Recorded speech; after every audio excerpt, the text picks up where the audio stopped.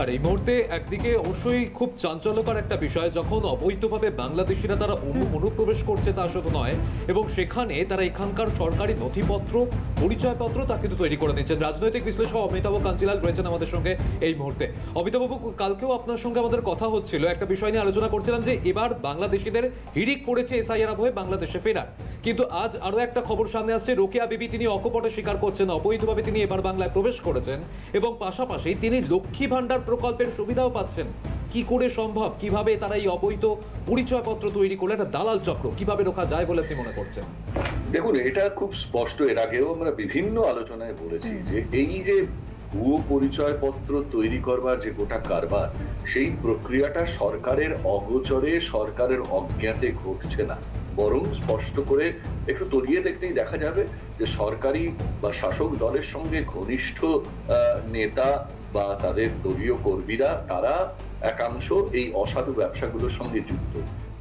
যে সমস্ত সরকারি নথিপত্রের দরকার হয় ভারতবর্ষের নিবন্ধীকৃত নাগরিক হিসেবে বসবাস করবার জন্য বা ভারতের স্বাভাবিক নাগরিক হিসেবে বসবাসের জন্য, আধার থেকে শুরু করে তাদের যে প্রয়োজনীয় জাল পাসপোর্ট, জাল জন্ম সার্টিফিকেট, এই যাবতীয় কিছু তারা খুব সুলভে সেগুলো সংগ্রহ করে নিতে পারছে। এবং এদের জাল কতটা বিস্তৃত সেটা আপনারা সকলেই জানেন। উত্তর দিনাজপুর জেলায় সাম্প্রতিককালে ইসলামপুরে ধরা পড়েছে জাল বার্থ সার্টিফিকেট তৈরির একটি কারখানা।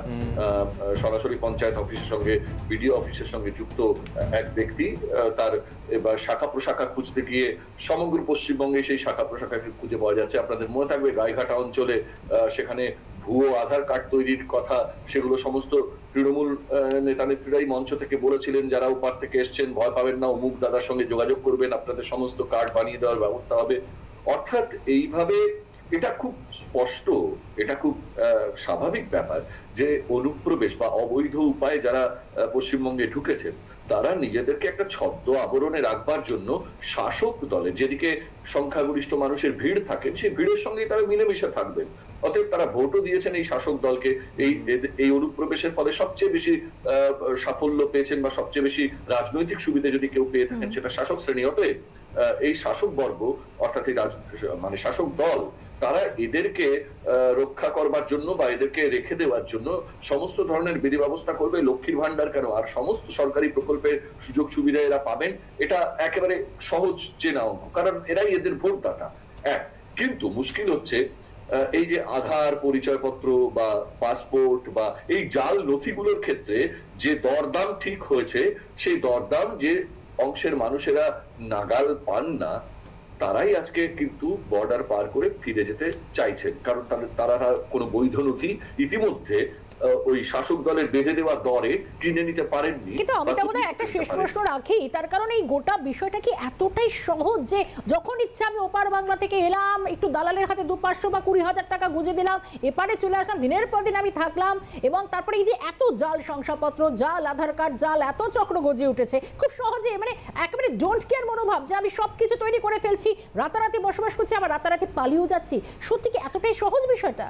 এতটাই সহজ করে তোলা হয়েছে, এতটাই সহজ করে তোলা হয়েছে। সহজ ব্যাপারটা ছিল না। অনুপ্রবেশ কোনো কালেই নিশ্চিদ্র সীমান্ত গড়ে তোলা যায়নি। অনুপ্রবেশ হয়েছে। অনুপ্রবেশ এর আগেও স্বাধীনতার পর, দেশভাগের পর, বাংলাদেশের মুক্তিযুদ্ধের পর বিভিন্ন পর্যায়ে অনুপ্রবেশ ঘটেছে, সেটা অস্বীকার করার কোনো জায়গা নেই। কিন্তু সেই অনুপ্রবেশকে একটা সময়ের পরে নিয়মাবলীর ভেতরে নিয়ে এসে অবরুদ্ধ করা হয়েছিল। কিন্তু অসাধু রাজনৈতিক স্বার্থে যারা এদেরকে আশ্রয় দিচ্ছেন, যারা এদেরকে নাগরিক স্বীকৃতি দিচ্ছেন, আপনারা মানে ভাবলে আমরা বিস্মিত হয়ে যাই যে কি করে অনুপ্রবিষ্ট মানুষজন এদেশে জনপ্রতিনিধি হয়ে যাচ্ছেন, মন্ত্রিত্ব পাচ্ছেন, বিভিন্ন কলেজ বিশ্ববিদ্যালয়ে অধ্যাপনা করছেন, সরকারি চাকরিগুলোতে অংশগ্রহণ করছেন এবং শাসক দলের হয়ে যথারীতি তারা গলা ফাটাচ্ছেন।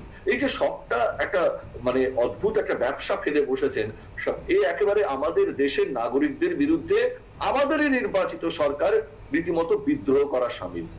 আমাদেরই সরকার আমাদেরই দেশের নাগরিকদের অধিকারকে কোণঠাসা করে এই বহিরাগত অনুপ্রবেশকারীদেরকে আরো বেশি বেশি করে সুযোগ পাইয়ে দিয়ে আমাদের ট্যাক্সের পয়সার মানে একটা কাটতি এদের দিকে ঠেলে দিয়ে এখন এদেরকে কিভাবে রোকা যায় এবং এই অসাধু চক্র বা এই দালাল চক্র তাদেরকে কিভাবে রোকা যায় সেদিকেও আমাদের অবশ্যই নজর রাখতে হবে। এবং অমিতাভ বাবু, আজকের আলোচনার সময় শেষ হয়েছে, তাই আপনাকেও ধন্যবাদ জানাতে হচ্ছে।